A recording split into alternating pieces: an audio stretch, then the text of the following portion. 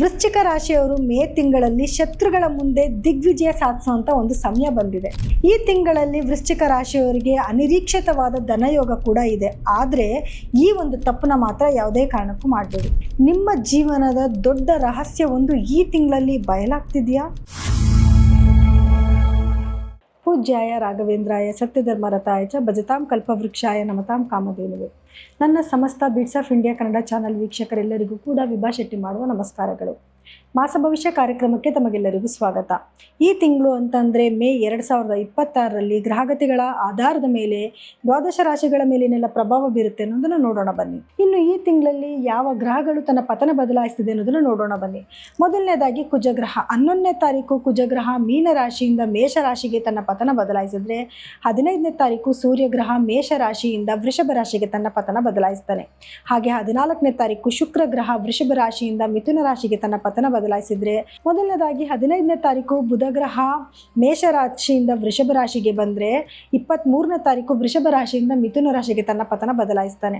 ಇನ್ನು ಉಳಿದ ಗ್ರಹಗಳಾಗಿರುವಂತಹ ರಾಹು ಗ್ರಹ ಕುಂಭರಾಶಿನಲ್ಲೇ ಸ್ಥಿತನಾಗಿರ್ತಾನೆ, ಹಾಗೂ ಕೇತು ಗ್ರಹ ಸಿಂಹ ರಾಶಿನಲ್ಲೇ ಸ್ಥಿತನಾಗಿರ್ತಾನೆ.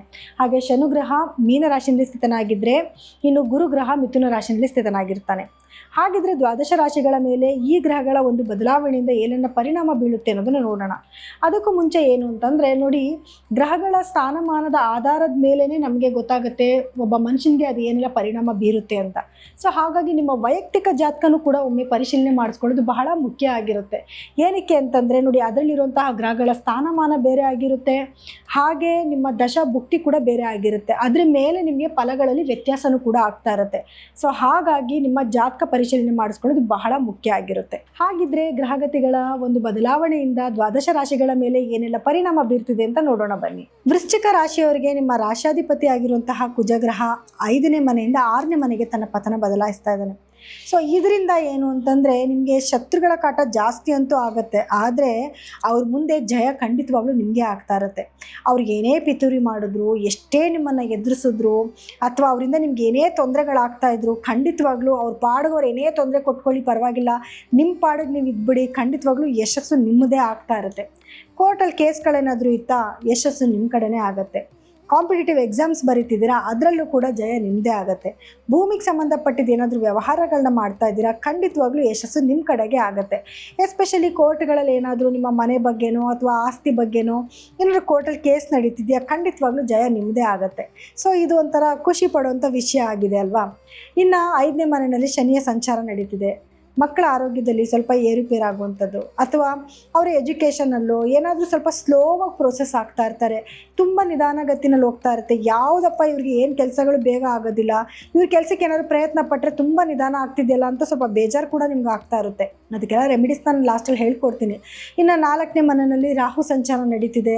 ಭೂಮಿ ವಿಚಾರದಲ್ಲಿ ನಿಮಗೆ ಸಕ್ಸಸ್ ಆಗುತ್ತೆ ಅಂತ ನಾನೇನು ಹೇಳಿದೆ, ರಾಹು 4ನೇ ಮನೇಲಿ ಕೂತ್ಕೊಂಡಿರೋದ್ರಿಂದ ಲಿಟಿಗೇಷನ್ಸ್ ಕೂಡ ಬರ್ತಾ ಇರುತ್ತೆ. ಸೊ ಪೇಪರ್ಸ್ನ ಚೆಕ್ ಮಾಡಿ ಅದಾದಮೇಲೆ ನೀವೇನಾದರೂ ಭೂಮಿನ ತಗೊಳ್ಳೋದ್ರ ಬಗ್ಗೆ ಯೋಚನೆ ಮಾಡಿ. ಇನ್ನು ತಾಯಿ ಆರೋಗ್ಯದಲ್ಲೂ ಕೂಡ ಸ್ವಲ್ಪ ವ್ಯತ್ಯಾಸಗಳನ್ನ ನೀವು ನೋಡಬೇಕಾಗಿ ಬರುತ್ತೆ. ಎಸ್ಪೆಷಲಿ ಬ್ಲಡ್ ರಿಲೇಟೆಡ್ ಆಗಿರುವಂಥದ್ದು ಅಥವಾ ಸ್ಕಿನ್ ಡಿಸೀಸ್ಗಳಾಗುವಂಥದ್ದು, ಇದೆಲ್ಲನೂ ಕೂಡ ಎದುರಿಸ್ಬೇಕಾಗಿ ಬರುತ್ತೆ. ಇನ್ನು 7ನೇ ಮನೆಯಲ್ಲಿ ಸೂರ್ಯ ಮತ್ತು ಬುಧರ ಒಂದು ಸಂಚಾರ ಕೂಡ ಆಗ್ತಾ ಇದೆ. ಸೊ ಹಾಗಾಗಿ ಸೂರ್ಯನ ಒಂದು ನೇರ ದೃಷ್ಟಿ ಲಗ್ನದ ಮೇಲೆ ಬೀಳ್ತಿರೋದ್ರಿಂದ ಸ್ವಲ್ಪ ಹೀಟ್ ರಿಲೇಟೆಡ್ ಪ್ರಾಬ್ಲಮ್ಸ್ ಆಗುವಂಥದ್ದು, ಅಥವಾ ಸ್ವಲ್ಪ ಕೋಪ ಜಾಸ್ತಿ ಆಗುವಂಥದ್ದು ಕೂಡ ಆಗುತ್ತೆ. ನೀವೇನು ಮೊದಲೇ ಕೋಪದಲ್ಲಿ ಏನು ಕಮ್ಮಿ ಇರೋದಿಲ್ಲ. ವೃಶ್ಚಿಕ ರಾಶಿಯವರು ಮೊದಲೇ ಸಿಡುಕ್ತನ ಜಾಸ್ತಿ, ಕೋಪ ಜಾಸ್ತಿ ಇರುತ್ತೆ. ಹಾಗಂತ ಸ್ವಲ್ಪ ಯಾರ ಮಾತಕ್ಕೂ ಬೇಗ ಬಗ್ಗುವಂಥವ್ರಲ್ಲ. ಅದರಲ್ಲಿ ಸೂರ್ಯನ ದೃಷ್ಟಿ ಬೀಳ್ತಿದೆ ಅಂದರೆ ಇನ್ನಿದ್ದು ಕೇಳ್ಕೊಳ್ಳೋದೇ ಬೇಡ ನಿಮಗೆ. ಅದರಲ್ಲಿ ಇವಾಗ ಸೂರ್ಯ ಮತ್ತು ಬುಧರ ಒಂದು ಸಂಯೋಗ ಆಗ್ತಿದೆ. ಬುಧಾದಿತ್ಯ ಯೋಗ 7ನೇ ಮನೇಲಿ ಆಗ್ತಿದೆ. ಯಾರೆಲ್ಲ ಮದುವೆ ಹುಡುಕಾಟದಲ್ಲಿದ್ದೀರಾ ಅವರೆಲ್ಲರಿಗೂ ಕೂಡ ಗಂಡು ಹೆಣ್ಣು ಸಿಗುವಂಥ ಟೈಮ್ ಕೂಡ ಆಗಿರುತ್ತೆ. ಅಥವಾ ಗಂಡ ಹೆಂಡತಿ ಮಧ್ಯದಲ್ಲೂ ಕೂಡ ಒಂದು ಅದ್ಭುತವಾದ ಬದಲಾವಣೆನೂ ಕೂಡ ನೋಡ್ಬೋದು. ಆದರೆ ಜಗಳ ಅಂತೂ ತಪ್ಪಿದ್ದಿಲ್ಲ, ಸಣ್ಣ ಪುಟ್ಟ ಜಗಳ ನಡೀತಾನೆ ಇರುತ್ತೆ. ಯಾಕೆಂದರೆ ನಿಮ್ಮ ಸ್ಪೌಸ್ಗೂ ಕೂಡ ಕೋಪ ಜಾಸ್ತಿ ಆಗುತ್ತೆ. ಯಾಕಂದರೆ ಸೂರ್ಯ ಅವರ ರಾಶಿನಲ್ಲೇ ಕೂತ್ಕೊಂತಲ್ಲ, ಅಂದರೆ 7ನೇ ಮನೇಲೇ ಕೂತಿದ್ದಾನಲ್ವಾ, ಸ್ವಲ್ಪ ಅವ್ರಿಗೂ ಕೋಪ ಜಾಸ್ತಿ, ನಿಮಗೂ ಕೋಪ ಜಾಸ್ತಿ ಆಗುತ್ತೆ. ಸ್ವಲ್ಪ ತಾಳ್ಮೆ ವಹಿಸ್ಕೊಂಡ್ರೆ ಏನೋ ಒಂದು ನೆಗೆಟಿವಿಟಿ ಆಯಿತು, ಜಗಳ ಮಾಡಿಕೊಂಡು 1 ವಾರ 2 ವಾರ ಮಾತು ಬಿಡೋದನ್ನ ತಪ್ಪುತ್ತೆ. ಅದ್ರ ಬದಲಾಗಿ ಏನೋ ಇವಾಗ ಒಂದು ಸ್ವಲ್ಪ ರೇಗಾಡಿ ಮಾತಾಡ್ತಿದ್ದಾರೆ, ಅದು ಸ್ವಲ್ಪ ತಾಳ್ಮೆ ವಹಿಸ್ಕೊಂಬಿಡಿ, ಇನ್ನೊಂದು ನಿಮಿಷಕ್ಕೆ ಎಲ್ಲನೂ ಕೂಡ ಸರಿ ಹೋಗ್ಬಿಡುತ್ತೆ. ಬಿಸ್ನೆಸ್ ಮಾಡ್ತಾ ಇದ್ದೀರಾ ಅಂತಂದಾಗ ಪಾರ್ಟ್ನರ್ಶಿಪ್ ಬಿಸ್ನೆಸ್ಸಲ್ಲೂ ಕೂಡ ಸಕ್ಸಸ್ನ ನೋಡಬಹುದು. ಯಾಕಂದರೆ ಬುಧ ಇರ್ತಾನೆ ಅಲ್ವಾ, ಸೊ ಬಿಸ್ನೆಸ್ಸಲ್ಲಿ ಸಕ್ಸಸ್ನ ತೊಗೊಂಬಂದು ಕೊಡ್ತಾನೆ. ಇನ್ನು ನಿಮಗೆ ಎಂಟನೇ ಮನೆ ಅಂತ ಬಂದಾಗ ಗುರು ಮತ್ತು ಬುಧನೂ ಹೋಗಿ ಮತ್ತೆ ಅಲ್ಲೇ ಸೇರ್ಕೊತಾನೆ, ಜೊತೆಗೆ ಶುಕ್ರನೂ ಆಲ್ರೆಡಿ ಸಂಚಾರ ಮಾಡ್ತಿದ್ದಾನೆ. ಸೊ ಹಾಗಾಗಿ ನಿಮಗೇನಾದರೂ ಗುಪ್ತಕರವಾದ ವಿಚಾರಗಳು ನಿಮ್ಮ ಜೀವನದಲ್ಲಿ ಏನಾದರೂ ಇತ್ತು ಅಂದರೆ ಅದು ಬಹಿರಂಗ ಆಗುವಂಥ ಸಾಧ್ಯತೆಗಳು ಜಾಸ್ತಿ ಇರುತ್ತೆ. ಸೊ ಹಾಗಾಗಿ ಕೇರ್ಫುಲ್ ಆಗಿರಿ. ಈಗ ನೀವೇನೋ ಗೌರ್ಮೆಂಟ್ ಕೆಲಸ ಮಾಡ್ತಾ ಇದ್ದೀರಾ ಅಂತ ಇಟ್ಕೊಳ್ಳಿ. ಸೊ ಏನೋ ಗುಪ್ತವಾಗಿ ಯಾರ ಹತ್ರ ಆದರೂ ಹಣ ತೊಗೊತಿದ್ದೀರಾ, ಅದು ಬೇಗ ಸಿಗಾಕೊಳ್ಳೋವಂಥದ್ದು. ಅಥವಾ ಗೊತ್ತಿಲ್ಲದಿರೋಂಥ ಕೆಲವು ರಿಲೇಷನ್ಶಿಪ್ಸ್ ಇರುತ್ತೆ ಅಂತ ಇಟ್ಕೊಳ್ಳಿ, ಅದು ಯಾರಿಗೆ ಗೊತ್ತಾಗಬಾರ್ದು ಅಂದ್ಕೊಂಡಿರ್ತೀರೋ ಅವ್ರಿಗೆ ಗೊತ್ತಾಗುವಂಥದ್ದು. ಈ ರೀತಿ ಚಾನ್ಸಸ್ ಕೂಡ ಇರುತ್ತೆ. ಸೊ ಹಾಗಾಗಿ ಸ್ವಲ್ಪ ಕೇರ್ಫುಲ್ ಆಗಿರಿ. ಈ ವಿಚಾರದಲ್ಲಿ ನೀವು ಗಮನ ಹರಿಸ್ಬೇಕಾಗಿ ಬರುತ್ತೆ. ಅಥವಾ ಈ ಥರ ಇಲಿಗಲ್ ಆ್ಯಕ್ಟಿವಿಟೀಸಿಂದ ಸ್ವಲ್ಪ ದೂರ ಇರೋದೇ ಒಳ್ಳೆಯದು ಈ ಸಮಯದಲ್ಲಿ. ಜೊತೆಗೆ ಅನಿರೀಕ್ಷಿತವಾದ ಕೆಲವು ಘಟನೆಗಳು, ಅದು ಒಳ್ಳೆಯದಾಗಿರ್ಬೋದು, ಕೆಟ್ಟದ್ದು ಕೂಡ ಆಗಿರ್ಬೋದು. ಒಳ್ಳೆ ರೀತಿ ಅಂತ ಬಂದಾಗ ಯಾರೋ ಕಡೆಯಿಂದ ಹಣ ಬರಬೇಕಾಗಿತ್ತು, ಹಣ ಬಂದು ಸೇರುವಂಥದ್ದು, ಅಥವಾ ಏನೋ ಕೆಲವು ಕೆಲಸಗಳಾಗಬೇಕಾಗಿತ್ತು, ಅದು ಯಾರಿಗೂ ಗೊತ್ತಾಗದೇ ಇರೋ ರೀತಿಯಲ್ಲಿ ನಿಮಗೆ ಅದ್ಭುತವಾದ ಕೆಲಸಗಳೇ ನಡೆದೋಗ್ಬಿಡುತ್ತೆ.